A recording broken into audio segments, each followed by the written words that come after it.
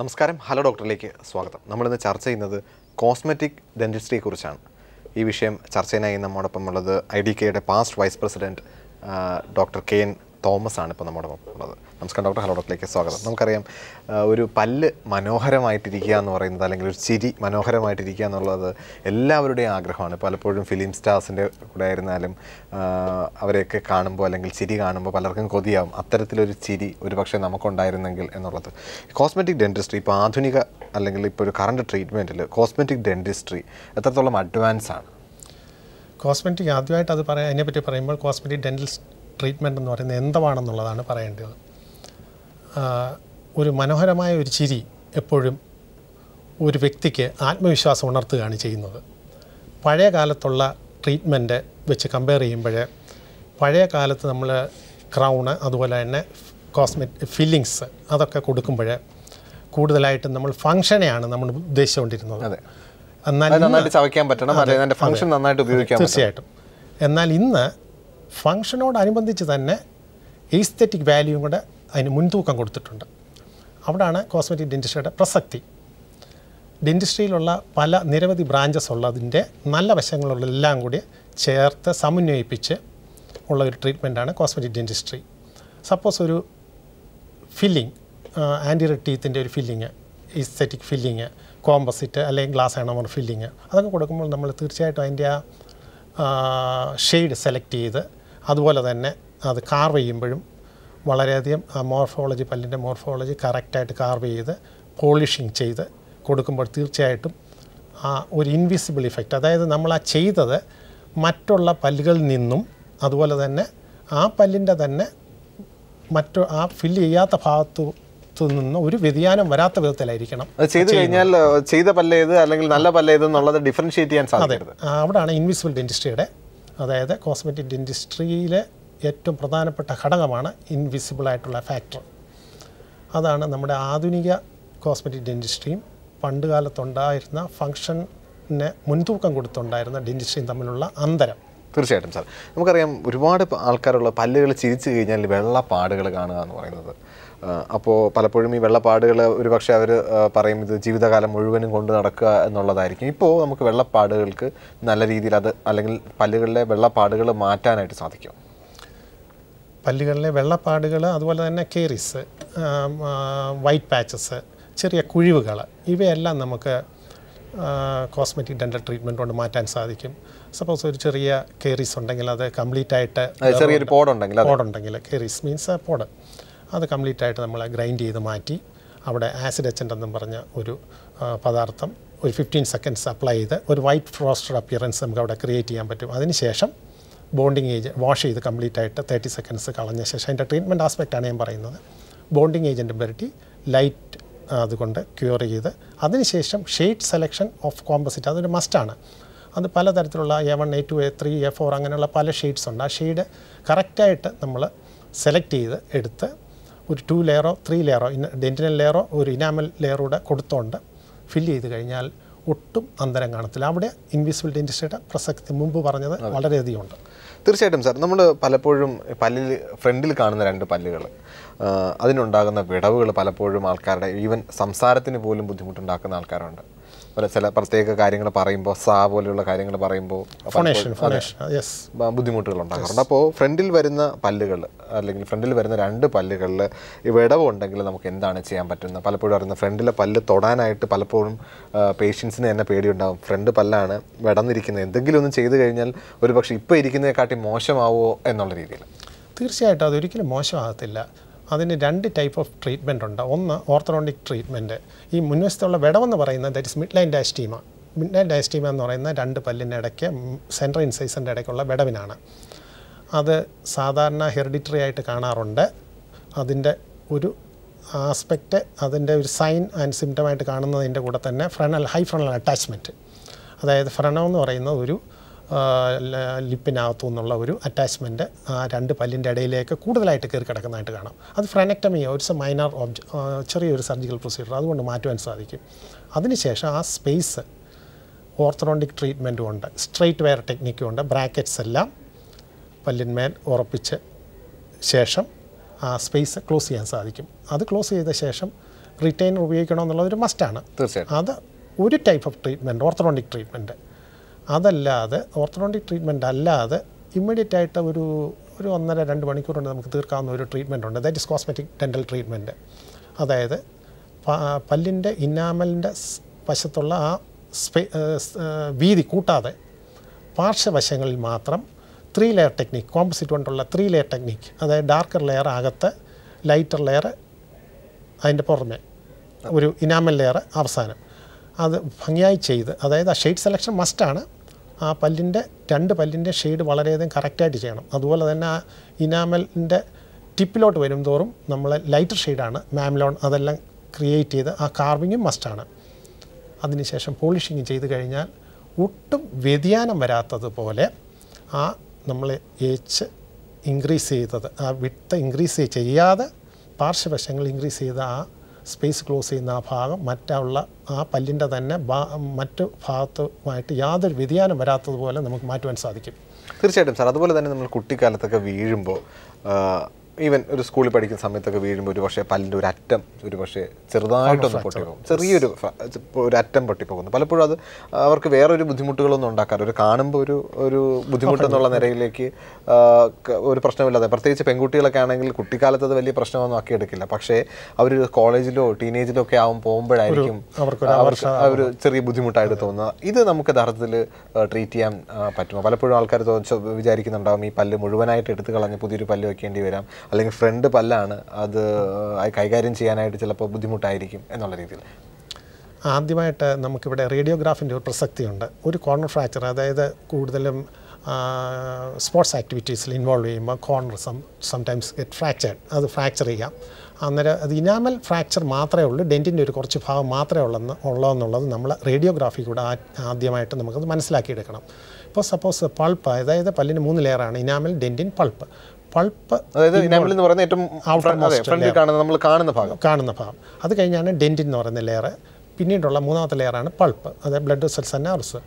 അത് ഇൻവോൾവ് ആണെങ്കിൽ തീർച്ചയായിട്ടും റൂട്ട് കനാൽ ട്രീറ്റ്മെൻറ്റ്, അതായത് കനാലെല്ലാം ക്ലീൻ ചെയ്ത് സ്റ്റെറൈലാക്കി കനാലിനകത്ത് എൻഡോഡോണ്ടിക് ഫില്ലിംഗ് മെറ്റീരിയൽ കൊടുത്ത് കംപ്ലീറ്റായിട്ട് കനാല് കംപ്ലീറ്റായിട്ട് എൻഡോഡോണ്ടിക് ഫില്ലിംഗ് മെറ്റീരിയൽ മെഡിക്കമെൻറ്റ്സുമായിട്ട് ഫിൽ ചെയ്ത് പല്ലിനെ നിർജ്ജീവമാക്കുകയാണ്. അതിനുശേഷം ക്യാപ്പ് കൊടുക്കുകയാണ് ചെയ്യുന്നത്. പക്ഷേ ഒരു കോർണർ മാത്രം ചെറുതായിട്ടേ പൊട്ടിയിട്ടുള്ളെങ്കിൽ തീർച്ചയായിട്ടും ഇതിൻ്റെ ആവശ്യങ്ങളൊന്നുമില്ല, പൾപ്പ് ഇൻവോൾവ്മെൻ്റ് ഇല്ലെങ്കിൽ.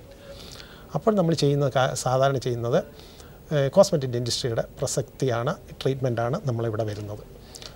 ഈ കോമ്പസിറ്റ് തന്നെ 2 ലെയർ അല്ലെങ്കിൽ 3 ലെയർ കൊണ്ട് ആസിഡ് എച്ചൻ്റെ ബോണ്ടിങ് ഏജൻറ്റ് ആ പ്രൊസീജിയർ തന്നെ സെയിം പ്രൊസീജിയർ റിപ്പീറ്റ് ചെയ്യുകയാണ്. അതിനുശേഷം കാർവിങ്ങും മാംലോൺ, പല്ലിൻ്റെ ടിപ്പിലുള്ള മാംലോൺ എല്ലാം കറക്റ്റായിട്ട് കാർവ് ചെയ്ത് ആ കോർണർ ഒട്ടും അറിയാത്ത പോലെ, അതായത് ഇൻവിസിബിൾ ഡെൻറ്റിസ്ട്രിയുടെ വീണ്ടും ഇൻവിസിബിലിറ്റിയുടെ ആ പ്രസക്തി ഇവിടെ വീണ്ടും വരികയാണ്. തീർച്ചയായിട്ടും സാർ. അതുപോലെ തന്നെ ഈ ഫ്രണ്ടിൽ പുഴുപ്പല്ല് വരിക, പലപ്പോഴും അകത്തൊക്കെ എല്ലാ പല്ലും ഒരു കുഴപ്പമില്ലായിരിക്കും, ഫ്രണ്ടിലെ പല്ലിന് മാത്രമായിരിക്കും ഒരു പക്ഷേ ചെറിയൊരു കേടുണ്ടാകുന്നത്. അപ്പോൾ ഈ ഫ്രണ്ടിൽ പലപ്പോഴും ഡോക്ടറെ പോയി കാണുമ്പോൾ പറയുന്നത് റൂട്ട് കാനൽ ചെയ്യണം, നല്ല കുറച്ച് നാൾ പഴക്കമുള്ളതാണ്, അല്ലെങ്കിൽ മുമ്പ് നേരത്തെ കണ്ടിട്ടില്ലാത്തതാണ്, നേരത്തെ ഫില്ല് ചെയ്യേണ്ട സിറ്റുവേഷനൊക്കെ കഴിഞ്ഞു, റൂട്ട് കനാൽ ചെയ്ത് കഴിഞ്ഞാൽ മാത്രമേ അത് പ്രശ്നം വരും. പലപ്പോഴും കാണും മറ്റുള്ള ഫ്രണ്ട്സ് അല്ലെങ്കിൽ വീട്ടിലെ റിലേറ്റീവ്സോ അടുത്തുള്ള ആൾക്കാരൊക്കെ ഫ്രണ്ടിലെ പല്ല് റൂട്ട് കനാലൊക്കെ ചെയ്തതിന് ശേഷം ക്യാപ്പിംഗ് ഒക്കെ കഴിഞ്ഞതിന് ശേഷം ഒരു 2-3 വർഷം കഴിയുമ്പോൾ നല്ല പല്ലും മറ്റേ പല്ലുമായിട്ട് വളരെ വലിയൊരു അന്തരം കാണുമ്പോൾ ശരിക്കുമ്പോൾ തന്നെ അറിയാൻ പറ്റും, നമുക്ക് ട്രീറ്റ് ചെയ്ത പല്ല് നമുക്ക് വ്യക്തമായി കാണത്തക്ക രീതിയിൽ. പലപ്പോഴും ഇത് ആൾക്കാർക്ക് ഒരു ബുദ്ധിമുട്ടുണ്ടാക്കുന്നതാണ് ഫ്രണ്ട് പല്ല് ട്രീറ്റ് ചെയ്യുന്ന ഏതൊരു പ്രൊസീജിയറും. ഫ്രണ്ട് പല്ല് RCT ഒക്കെ ചെയ്ത് കഴിയുമ്പം കൂടുതലും പല്ലിനെ നിർജ്ജീവമാക്കുകയാണ്, നോൺ വൈറ്റാലിറ്റി നഷ്ടപ്പെടുകയാണ് ചെയ്യുന്നത്. അപ്പോൾ നമ്മളത് ഒന്നുകിൽ ക്യാപ്പ് കൊടുക്കണം, പക്ഷേ ചില കേസിൽ നമുക്ക് ക്യാപ്പ് കൊടുക്കേണ്ട കാര്യമില്ല. ഫ്രണ്ടിലത്തെ ഇപ്പോൾ ഒരു സെൻട്രൽ ഇൻസൈസർ, ഒരു ഫ്രാക്ചർ വിത്ത് പൾപ്പ് ഇൻവോൾവ്മെൻ്റ് ആണെങ്കിൽ റൂട്ട് കനാൽ ചെയ്ത ശേഷം ഒരു കോമ്പസിറ്റ് തന്നെ ഫ്രണ്ടിൽ നിന്നുള്ള ഇനാമലിനും ഡെൻറ്റിൻ്റെ ഒരു കുറച്ച് ലെയറും ഗ്രൈൻഡ് ചെയ്ത് 0.3 to 0.5 മില്ലിമീറ്റർ ഗ്രൈൻഡ് ചെയ്ത് മാറ്റി കോമ്പസിറ്റ് 2 ലെയർ അല്ലെങ്കിൽ 3 ലെയർ ടെക്നിക്ക് കൊണ്ട് നമുക്കത് കംപ്ലീറ്റ് ആയിട്ടൊരു കോമ്പസിറ്റ് വെനിയറിങ് നമുക്ക് കൊടുക്കുവാൻ സാധിക്കും. അതിന് പോളിഷിങ്ങും വളരെ മസ്റ്റാണ്. അതുകൊണ്ട് ആ എക്സാക്റ്റ് അടുത്ത പല്ലുമായിട്ട് മാച്ച് ചെയ്യുന്ന ഷെയ്ഡ് സെലക്ഷനിലൂടെ കറക്റ്റായിട്ട് നമുക്ക് മാംലോണെല്ലാം ക്രിയേറ്റ് ചെയ്ത് കാർവ് ചെയ്ത് ക്യാപ്പ് കൊടുക്കാതെ തന്നെ നമുക്കത് ആ ഡിസ്കളറേഷൻ മാറ്റുവാൻ സാധിക്കും. ആ ഭംഗി തീർച്ചയായിട്ടും പേഷ്യൻറ്റിന് വീണ്ടും പലപ്പോഴും ചോദിക്കാറുണ്ട്, ഇപ്പോൾ ഈ ഒരിക്കൽ റൂട്ട് കനാൽ ചെയ്യപ്പെട്ട് കഴിഞ്ഞാൽ ഈ പല്ലിൻ്റെ ശക്തി കുറയുമെന്ന് പലപ്പോഴും ഡോക്ടർമാർ പറഞ്ഞിട്ടുണ്ട്. അപ്പോൾ അതിന് പകരമായിട്ടാണ് പലപ്പോഴും ക്യാപ്പ് ചെയ്യുന്നതെന്നൊക്കെ പറഞ്ഞു. അപ്പോൾ ഫ്രണ്ടിലെ പല്ലിന് ഇതുപോലെ റൂട്ട് കനാൽ ചെയ്ത് കഴിഞ്ഞാൽ ഇപ്പോൾ ക്യാപ്പിംഗ് ഇല്ലാതെ തന്നെ നമുക്ക് മാനേജ് ചെയ്യാൻ പറ്റും. ഇപ്പോൾ അങ്ങനെ ചെയ്ത് കഴിഞ്ഞാൽ ഇപ്പോൾ നമുക്കൊരു ആപ്പിൾ കഴിക്കാനോ അല്ലെങ്കിൽ എന്തെങ്കിലും ഭക്ഷണം ചിപ്സ് എന്തെങ്കിലും കഴിക്കാനോ ഒക്കെ വന്നു കഴിഞ്ഞാൽ ബുദ്ധിമുട്ടുണ്ടാക്കുമോ? ഇനാമൽ ഡെൻറ്റിൻ നെസ്റ്റർ പൾപ്പ് പോയി കഴിയുമ്പോൾ അതിൻ്റെ വൈറ്റാലിറ്റി നഷ്ടപ്പെടും. It's become non vital. അപ്പോൾ പക്ഷേ പല്ലിനെ ഉറപ്പിച്ച് നിർത്തുന്ന ഘടന, ദാറ്റ് ഈസ് പെരിഡോണൽ അറ്റാച്ച്മെൻറ്റ്, അതൊരിക്കലും പോകുന്നില്ല. അതേസമയം അതിൻ്റെ വൈറ്റാലിറ്റി നഷ്ടപ്പെടുകയും ചെയ്യുന്നു. അതുകൊണ്ടാണ് ഡിസ്കളറേഷൻ വരുന്നത്. ഗ്രാജുവലായിട്ട് അത് പൊടിഞ്ഞ് പോകാനുള്ള സാധ്യത ഏറെയാണ്. അതുകൊണ്ട് നമ്മൾ അതിനൊരു പ്രൊട്ടക്ഷൻ എന്നുള്ള നിലയ്ക്കാണ് ക്രൗൺ നമ്മൾ കൊടുക്കുന്നത്. ക്രൗൺ കൊടുത്തു കഴിഞ്ഞാൽ ഒരു ആവരണമാണ് അതൊരു പ്രൊട്ടക്ഷനാണ്. നമ്മൾ ട്രീറ്റ് ചെയ്ത പല്ലിനെ നിലനിർത്തുവാൻ, അനേക വർഷം നിലനിർത്തുവാൻ വേണ്ടിയുള്ള ഒരു ആവരണമാണ് നമ്മൾ ക്യാപ്പ് കൊണ്ട് നമ്മൾ ഉദ്ദേശിക്കുന്നത്. സാർ, പലപ്പോഴും കുട്ടിക്കാലത്ത് വളരെ നല്ല സ്മൈലായിരിക്കും, നല്ല വെളുത്ത് നല്ല പല്ലുകളായിരിക്കും കാണുന്നത്. പക്ഷേ ഒരു കോളേജുകളിലൊക്കെ പോകുന്ന അല്ലെങ്കിൽ ടീനേജൊക്കെ കഴിഞ്ഞ് ഒരു 30കളിലേക്ക് അടുക്കുമ്പോൾ കാണുന്നതെന്ന് പറഞ്ഞു കഴിഞ്ഞാൽ പണ്ടത്തെ പല്ലുകളെ അല്ല, പെട്ടെന്ന് അത് മഞ്ഞ കളറാവുന്നു, അല്ലെങ്കിൽ അതുകൂടി കുറച്ചുകൂടി മോശമാകുന്നു. പലപ്പോഴും ചിരിക്കാൻ പോലും പേടിയാക്കുക അല്ലെങ്കിൽ ബുദ്ധിമുട്ടുണ്ടാക്കുന്ന തരത്തിലേക്ക് പല്ലിൻ്റെ കളർ മാറാറുണ്ട്. അപ്പോൾ ഏജ് പ്രോഗ്രഷൻ നമ്മുടെ പല്ലിൻ്റെ നിറവ്യത്യാസത്തിനൊരു കാരണമാണോ, അതോ ഒരു ഫാമിലി ഹിസ്റ്ററി ഇത്തരത്തിലുള്ള പ്രശ്നങ്ങളിലേക്ക് ഉണ്ടാകുമോ? ആർക്കാണ് കൂടുതൽ ഇത്തരത്തിലുള്ള ഡിഫറൻഷിയേറ്റഡ് അല്ലെങ്കിൽ പല്ലിൻ്റെ കളർ വ്യത്യാസം വരിക? അവരെന്താണ് അവർക്കൊരു ട്രീറ്റ്മെൻറ്റ് എന്നുള്ള നിലയിൽ ചെയ്യാൻ സാധിക്കുക? അതിൻ്റെ കാര്യം പറയുകയാണെങ്കിൽ ഏജ് അഡ്വാൻസ് ചെയ്യുമ്പോൾ, അത് ഞാൻ പറയാം, ഏജ് അഡ്വാൻസ് ചെയ്യുമ്പോൾ കുറച്ച് കളർ വ്യത്യാസം വരും. കാരണം ഇനാമലിൻ്റെ നമുക്കെപ്പോഴും ഒരു നാച്ചുറൽ വൈറ്റ് അപ്പിയറൻസ് തരുന്നതാണ്. നമ്മൾ അബ്രേസീവ് ടൂത്ത് പൗഡറുള്ള പേസ്റ്റുകളൊക്കെ ഉപയോഗിക്കുമ്പോൾ ഇനാമലിൻ്റെ ഒരു ലെയർ നന്നായിട്ട് പോകും. അത് ഷുവറാണ്. ചിലരുടെ കനൈൻ മാത്രം കൂടുതൽ മഞ്ഞിച്ചിരിക്കുന്നതായിട്ട് കാണാം. അത് ഒരു പരിധിവരെ അതൊരു നാച്ചുറൽ ഏജിങ് പ്രോസസ്സിൻ്റെ അവസ്ഥയാണ്. പക്ഷേ ഇതല്ലാതെ ഒരു യങ്ങായിട്ടുള്ള ഒരു ഇൻഡിവിജ്വലിൻ്റെ അവർ എക്സ്ട്രൻസിക് സ്റ്റെയിൻസ്, അതായത് ബാഹ്യമായിട്ടുള്ള സ്റ്റെയിൻസ് പിടിക്കുന്ന ഒരവസ്ഥ, ടുബാക്കോ, അതുപോലെ തന്നെ പാൻ ചൂയിങ് ഒക്കെ ഇപ്പോൾ വളരെ കുറവാണ്. അതുപോലെ തന്നെ ചായയുടെ കറ, അതുപോലെ തന്നെ അയൺ കണ്ടൻറ്റുള്ള ടോണിക്സ്, അയൺ കണ്ടൻറ്റുള്ള ഫുഡ് സ്റ്റഫ്സ്, അതുപോലുള്ള കാര്യങ്ങൾ ഉപയോഗിക്കുമ്പോൾ എക്സ്റ്റൻസിവ് സ്റ്റെയിൻസ് പിടിക്കും. അത് നമുക്ക് അൾട്രാസോണിക് സ്കെയിലിംഗ് കൊണ്ട് നമുക്കത് കംപ്ലീറ്റ് ആയിട്ട് ക്ലീൻ ചെയ്ത് കളറും അതുകൊണ്ട് തന്നെ ഇല്ല, കളർ ഷെയ്ഡ് മാറ്റണമെങ്കിൽ ബ്ലീച്ചിങ്ങിലേക്ക് നമ്മൾ പോകേണ്ടി വരും. സ്കെയിലിംഗ് കൊണ്ട് നമ്മൾ ഡിപ്പോസിറ്റ്സ് ആൻഡ് അതുപോലെ തന്നെ സ്റ്റെയിൻസ് അതെല്ലാം റിമൂവ് ചെയ്ത് ഒരു മനോഹാരിത കൈവരിക്കാൻ തീർച്ചയായിട്ടും സാധിക്കും. തീർച്ചയായും പലപ്പോഴും ഡോക്ടർമാർ പറയാറുണ്ട് ഈ പല്ല് ക്ലീൻ ചെയ്യുന്ന കാര്യം അല്ലെങ്കിൽ പ്രൊഫഷണൽ ക്ലീനിങ്ങിൻ്റെ കാര്യം.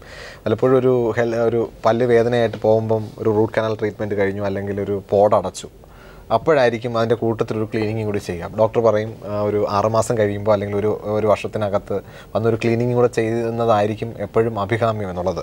ഈ ഒരു ക്ലീനിങ്, അതായത് ഒരു പ്രൊഫഷണൽ ക്ലീനിങ് എപ്പോഴൊക്കെയാണ് അഡ്വൈസബിൾ? അതിൻ്റെ ചിലപ്പോൾ പലരും ഉണ്ട് റിപ്പീറ്റഡ് ആയിട്ട് ക്ലീനിങ് ചെയ്ത് കഴിഞ്ഞാലും നമുക്ക് പല്ലിന് ബുദ്ധിമുട്ടുണ്ട്.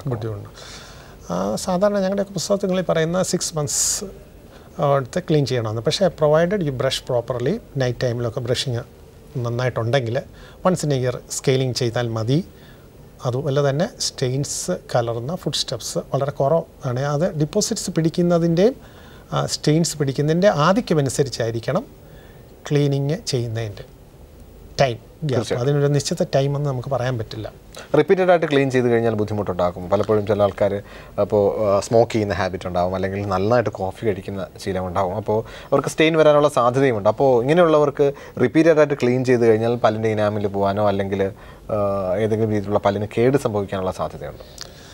പഴയ കാലത്തുള്ള ഒരു മിഥ്യാധാരണയായിരുന്നു സ്കെയിലിംഗ് കൊണ്ട് ഇനാമൽ നഷ്ടപ്പെടുമെന്നുള്ളത്. അതായത് ഞാൻ പറഞ്ഞ ഒരു 80s പുറകോട്ടുള്ള കാലഘട്ടങ്ങളിലൊക്കെ സ്കെയിലിങ് അധികം ചെയ്യത്തില്ലായിരുന്നു. അന്ന് ആ കാലഘട്ടത്തിൽ കൂടുതലും പല്ലടയ്ക്കുക, എടുക്കുക, അതുപോലെ തന്നെ പല്ല് വെച്ച് കൊടുക്കുക. പക്ഷേ സ്കെയിലിംഗ് മസ്റ്റാണ്. അൾട്രാസോണിക് സ്കെയിലിംഗ് കൊണ്ട് ഒരിക്കലും ഇനാമൽ നഷ്ടപ്പെടുകയില്ല. സ്റ്റെയിൻസ് ഡിപ്പോസിറ്റ്സ് ഫ്രാഗ്മെൻറ്റ്സ് ആയിട്ട് പൊടിഞ്ഞു പോവുകയാണ് ചെയ്യുന്നത്. ഇനാമൽ ലോസ് ഇല്ല, ഗ്രൈൻഡിങ് ആക്ഷൻ ഇല്ല. പലപ്പോഴും ഈ കറകൾ പെട്ടെന്ന് ഇപ്പോൾ ക്ലീൻ ചെയ്തിട്ട് പോകുന്നു, ഒരു മാസം കഴിയുമ്പോൾ വീണ്ടും പല്ലിനകത്ത് കറകൾ കണ്ടു തുടങ്ങുന്നു. പലപ്പോഴും ആൾക്കാർ പറയുന്നു, ഞാനിപ്പോൾ ഒരു മാസം മുമ്പ് ക്ലീൻ ചെയ്തിട്ടേ ഉള്ളൂ, പെട്ടെന്ന് തന്നെ പല്ലിനകത്ത് കറകൾ പെട്ടുന്നു. അപ്പോൾ ചില ആൾക്കാരുടെ പ്രകൃതം അല്ലെങ്കിൽ പല്ലിൻ്റെ പ്രകൃതം പെട്ടെന്ന് കറ പിടിക്കത്തക്ക തരത്തിലാണോ, അല്ലെങ്കിൽ പല്ലിൽ കറ പിടിക്കാതിരിക്കാനായിട്ട് നമ്മൾ എന്തൊക്കെ കാര്യങ്ങൾ ശ്രദ്ധിക്കണം?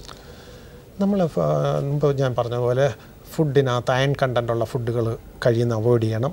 അതൊക്കെ ബ്ലാക്ക് സ്റ്റെയിൻസ് പിടിക്കാം. അതുപോലെ തന്നെ സ്മോക്കിങ്, അതുപോലെ തന്നെ പാൻ ചൂയിങ് പോലുള്ള അവസ്ഥകൾ, ഇതെല്ലാം കൂടുതൽ സ്റ്റെയിൻസ് പിടിക്കുന്ന അവസ്ഥയാണ്. പക്ഷേ ചായ ഒന്നും കുടിക്കാതിരിക്കാൻ പറ്റില്ലല്ലോ, അതൊക്കെ നിശ്ചിത ആവശ്യത്തിന് കുടിക്കണം. അതേസമയം സ്കെയിലിങ്ങും ചെയ്യുക.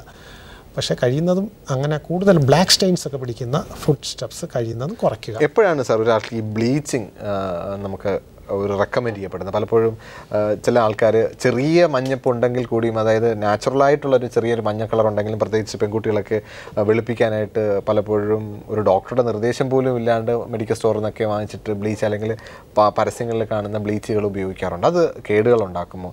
എപ്പോഴാണ് ഒരാൾക്ക് ഒരു ബ്ലീച്ചിങ് അഭികാമ്യമായിട്ട് വരുന്നത്? അതായത് നമ്മുടെ സ്കെയിലിംഗ് കൊണ്ട് ഒരു പ്ലീസിങ് ഷെയ്ഡ് ആ പേഷ്യൻറ്റിന് കിട്ടിയില്ലെങ്കിൽ തീർച്ചയായിട്ടും ആ പേഷ്യൻറ്റിനെ സ്മൈൽ ചെയ്യാൻ വളരെ ബുദ്ധിമുട്ടാണ്. അത് പേഷ്യൻ്റ് ചിലപ്പോൾ വന്നു ചോദിച്ചാൽ സ്കെയിലിംഗ് കൊണ്ട് എനിക്ക് ശരിക്കും മാറിയിട്ടില്ലല്ലോ, ഒരു ലൈറ്റർ ഷെയ്ഡാണ് എനിക്ക് വേണ്ടത്. പ്രത്യേകിച്ചും കൗമാരപ്രായത്തിലുള്ള കുട്ടികൾ അവരൊക്കെ പറയാറുണ്ട്. ആ സ്ഥിതിയിൽ നമ്മൾ പല്ലിന് പലതരത്തിലുള്ള ഷെയ്ഡുണ്ട്. അതാണ് നമ്മൾ പറയേണ്ടത്. A1, A2, A3, A3.5, A4 അങ്ങനെ ഇപ്പോൾ A3.5 അല്ലെങ്കിൽ A4 ഉള്ള ഒരു ഷെയ്ഡുള്ള ഒരു കേസാണെങ്കിൽ ഒരു ലൈറ്റർ ഷെയ്ഡിലേക്ക് മാറ്റാൻ വേണ്ടിയാണ് നമ്മൾ ബ്ലീച്ചിങ് ചെയ്യുന്നത്. അതായത് വൈറ്റനിങ് പ്രോസസ്സാണത്. അത് കഴിയുന്നതും നമ്മൾ ഈ മാർക്കറ്റിൽ കിട്ടുന്ന സ്വയം ചെയ്യാതിരിക്കുന്നതാണ് എപ്പോഴും അഭികാമ്യം. അത് നമ്മൾ ഒരു OP ആയിട്ട് ഒരു ക്ലിനിക്കിൽ വന്നിട്ട് ചെയ്യാൻ പറ്റുന്ന പ്രൊസീജിയറാണ്. ചിലപ്പോഴെങ്കിലും ഡോക്ടർമാർ വീട്ടിൽ ഉപയോഗിക്കാനായിട്ട് ഡോക്ടർമാർ നിർദ്ദേശിച്ച് തന്നെ വിടാറുണ്ട്. വീട്ടിലൊരിപ്പോൾ നൈറ്റിൽ ഇത്ര മണിക്കൂർ അല്ലെങ്കിൽ ഇത്ര നേരം ബ്ലീച്ച് വെച്ചിട്ട് ഉപയോഗിച്ചിട്ട് കിടക്കുക എന്നുള്ളത്. അപ്പോൾ ഈ ബ്ലീച്ചിങ് നമുക്ക് പല്ലിന് കേടുണ്ടാക്കുന്ന ഒന്നാണോ? ബ്ലീച്ചിങ് കേടുണ്ടാക്കുകയില്ല. അതിൻ്റെ ജെല്ലെന്ന് പറയുന്നത് കാർബോമാറ്റ് പെറോക്സൈഡ്, അതുപോലെ നൈട്രജൻ പെറോക്സൈഡ് തുടങ്ങിയവയാണ്. അത് നമ്മൾ 2 ടൈപ്പ് ബ്ലീച്ചിങ് ഉണ്ട്. അതായത് നമ്മൾ ഓഫീസ് ബ്ലീച്ചിങ്, ഓഫീസ് ഡെന്റിസ്റ്റിൻ്റെ സൂപ്പർവിഷനിൽ തന്നെയാണ് നടത്തുന്നത്. ഹാഫ് ആൻ അവർ വീതം അല്ലെങ്കിൽ 45 മിനിറ്റ്സ് വീതം 3 സിറ്റിംഗ് ആയിട്ട് നമ്മൾ ചെയ്യും. പിന്നെ ഹോം ബ്ലീച്ചിങ് നമ്മൾ ആ ജെല്ല് കൊടുത്തയക്കുകയാണ്. പോളിയൂറിത്തിൻ ട്രേയും അതിൻ്റെ കൂടെ മോഡലെ വെച്ച് നമ്മൾ കൊടുത്തയക്കും. അതിൻ്റെ പ്രോപ്പർ ഇൻസ്ട്രക്ഷൻസ്, ആ ജെല്ല് എങ്ങനെയാണ് ട്രേക്കകത്ത് വയ്ക്കുന്നതും അത് നൈറ്റിൽ അത് വെച്ചുകൊണ്ട് കിടന്നുറങ്ങുകയാണ് ചെയ്യുന്നത്. അത് പക്ഷേ ആ ജെല്ലിൻ്റെ പേഴ്സൻറ്റേജ് ഹോം ബ്ലീച്ചിങ്ങിൽ കുറവായിരിക്കും. തീർച്ചയായിട്ടും അതാണ് അതിൻ്റെ വ്യത്യാസം. അപ്പോൾ ഒരിക്കലും റിപ്പീറ്റഡ് ബ്ലീച്ച് ചെയ്യുന്നതിന് കൊണ്ട് ശരീരം നമ്മളെ ഇനാമിലോ അല്ലെങ്കിൽ പല്ലിന് കേട് സംഭവിക്കാനുള്ള സാധ്യതയുണ്ട്. അല്ലെങ്കിൽ ഇപ്പോൾ നമ്മുടെ ഒരു പല്ല് അടച്ചിട്ടുണ്ട്, പല്ലിനകത്ത് പോഡ് അടച്ചിട്ടുണ്ട്. അപ്പോൾ അത്തരത്തിലുള്ള പേഷ്യൻസിന് ഈ ബ്ലീച്ച് ചെയ്യാൻ സാധിക്കുമോ? ചില കോൺട്രാ ഇൻഡിക്കേഷൻസ് ഉണ്ട് ബ്ലീച്ചിങ്. അതായത് നമ്മൾ നിരവധി ഫില്ലിങ്സ് ഉള്ളവർ, കോമ്പോസിറ്റ് ഫില്ലിങ്സ് ഉള്ള കേസസ്, അതുപോലെ തന്നെ കൊച്ചുകുട്ടികൾ, ഗർഭിണികൾ, മുലയൂട്ടുന്ന അമ്മമാർ, ഇവർക്കൊന്നും ഈ ബ്ലീച്ചിങ് അഭികാമ്യമല്ല. ബ്ലീച്ചിങ് നമ്മൾ കഴിയുന്നത് അവോയ്ഡ് ചെയ്യാൻ പറയും. സാർ, നമ്മൾ ബ്ലീച്ചിങ്ങിനെ കുറിച്ച് പറഞ്ഞു. ഇപ്പോൾ ബ്ലീച്ചിങ് ഒരിക്കൽ ചെയ്ത് കഴിഞ്ഞാൽ ഒരു റെക്കമെൻഡ്, അതായത് അടുത്ത പ്രാവശ്യം ബ്ലീച്ച് ചെയ്യാനായിട്ട് എത്ര ഒരു കാലയളവ് സാധാരണഗതിയിൽ ഉണ്ടാകും? അതുപോലെ തന്നെ ബ്ലീച്ച് ചെയ്തതിന് ശേഷം ഇപ്പോൾ കോഫിയോ അല്ലെങ്കിൽ സ്മോക്കിങ്ങോ ഒക്കെ ഉള്ള ശീലമുള്ള ആൾക്കാർ എന്തൊക്കെ കാര്യങ്ങൾ ശ്രദ്ധിക്കേണ്ടി വരും? ബ്ലീച്ചിങ്ങിന് ശേഷം ഒരു സെൻസിറ്റിവിറ്റി ആയിട്ട് പേഷ്യൻസിന് അനുഭവപ്പെടാം. അതൊരു താൽക്കാലികമാണ്. അതിന് സെൻസിറ്റിവിറ്റിക്കുള്ള ടൂത്ത് പേസ്റ്റുകൾ നമ്മൾ അഡ്വൈസ് ചെയ്യും. അതുപോലെ ചൂടുവെള്ളമോ തണുത്ത വെള്ളമൊക്കെ കുടിച്ചു കഴിഞ്ഞാൽ കുറച്ച് സെൻസിറ്റിവിറ്റി, അതൊരു പുളിപ്പ് പോലെ തോന്നുന്നത് അതൊരു താൽക്കാലികമായിട്ട് ആ കെമിക്കൽ ആക്ഷൻ്റെ ഒരു പ്രത്യേകതയാണത്. അതിന് പുളിപ്പിനുള്ള സെൻസിറ്റിവിറ്റിക്കുള്ള ടൂത്ത് പേസ്റ്റുകൾ നമ്മൾ ഉപയോഗിക്കാറുണ്ട്. അതുപോലെ തന്നെ ബ്ലീച്ചിങ്ങിന് ശേഷം നമ്മൾ സ്മോക്കിംഗ് അവോയ്ഡ് ചെയ്യാൻ പറയും. കോള, അതുപോലെ തന്നെ സിട്രസ് ഫുഡ്സ്, നാരങ്ങയുടെയൊക്കെ അത് പുളിപ്പ് എൻഹാൻസ് ചെയ്യുന്നതായിട്ട് കാണാം. അതൊക്കെ നമ്മൾ അവോയ്ഡ് ചെയ്യാൻ പറ്റും. ഫ്രീക്വൻ്റ് എന്ന് പറയുന്നത് നമ്മൾ സാധാരണ ഈ ഫംഗ്ഷൻസിനൊക്കെയാണ് ഈ ബ്ലീച്ചിങ് ചെയ്യുന്നത്. അത് വൺസ് ഇൻ ഇയർ ഒന്നും ചെയ്യുന്നതിന് വലിയ കുഴപ്പമില്ല. പക്ഷേ തിരുതരെ ചെയ്യുന്നത് അത്ര അഭികാമ്യമല്ലത്. തീർച്ചയായിട്ടും സാർ. അതുപോലെ തന്നെ ഈ നേരത്തെ നമ്മൾ സൂചിപ്പിച്ചിട്ടുണ്ടായിരുന്നു ഈ ക്രൗണുകൾ സെലക്ട് ചെയ്യുമ്പോൾ, പഴയ കാലത്ത് ഇപ്പോൾ ക്രൗൺ വെച്ചിട്ട് കളർ മാറി നിൽക്കുന്ന ആൾക്കാർക്ക് ആ ക്രൗൺ മാറ്റിയിട്ട് ഇപ്പോൾ പുതിയ തരം ക്രൗണുകൾ, ഈ ഇരിക്കുന്ന ക്രൗൺ മാറ്റിയിട്ട് പുതിയ തരം ക്രൗണുകൾ വെക്കാൻ പറ്റുമോ? ഇപ്പോൾ പുതിയ തരം ക്രൗണുകൾക്ക് നേരത്തെ ആൾക്കാർ പറഞ്ഞ പോലെ ഇപ്പോൾ പണ്ട് ഒരു ക്രൗൺ വെച്ചു, ഒരു 5 കൊല്ലം ഒക്കെ കഴിഞ്ഞപ്പോൾ അതിൻ്റെ കളർ ചേഞ്ചായി. ഇപ്പോൾ ഞാനൊരു ക്രൗൺ മാറ്റി പുതിയൊരു ക്രൗൺ വെച്ച് കഴിഞ്ഞാലും വീണ്ടും 5 കൊല്ലം കഴിയുമ്പോൾ വീണ്ടും ഞാൻ ഡോക്ടറെ അടുത്ത് പോകേണ്ടി വരും. അത് നമ്മൾ പഴയ കാലഘട്ടത്തിലേക്കാണ് പോകേണ്ടത്. പണ്ട് ഞാൻ എസ്തറ്റിക് ഇൻഡസ്ട്രി തുടങ്ങിയപ്പോൾ പറഞ്ഞു, പണ്ട് ഫങ്ഷൻസിനാണ് നമ്മൾ കൂടുതൽ പ്രാധാന്യം കൊടുത്തിരുന്നത്. അതായത് അന്ന് നമ്മൾ സ്വർണ്ണപ്പല്ലുകളൊക്കെ വെച്ചുകൊണ്ട് നടക്കുന്ന കണ്ടിട്ടുണ്ട്. ക്രോം കൊബോൾട്ട്, അതുപോലെ തന്നെ vitallium crown, full metal crown, gold alloy, അങ്ങനെയുള്ള ക്രൗണുകളായിരുന്നു വെച്ചുകൊണ്ടിരുന്നത്. അതിന് ഫങ്ഷൻസിന് മാത്രം ഉള്ള ഗുണമേ കിട്ടുകയുള്ളൂ. അതിനുശേഷം വന്നവരെണ്ണാണ് അക്രിലിക് ക്രൗണ്. അതാണ് ഇപ്പം പറഞ്ഞ പോലെ കുറച്ച് നാളിന് ശേഷം അത് കാണുന്നത് അക്രിലിക്കിന് ഒരു ആദ്യം ഇനിഷ്യൽ വളരെ കളറൊക്കെ നന്നായിരിക്കും, ഒരു കോസ്മെറ്റിക് എസ്തെറ്റിക് അപ്പിയറൻസൊക്കെ കാണും. പക്ഷേ ഗ്രാജുവലായിട്ട് ആ കളറ് ചേഞ്ച് ചെയ്യുന്ന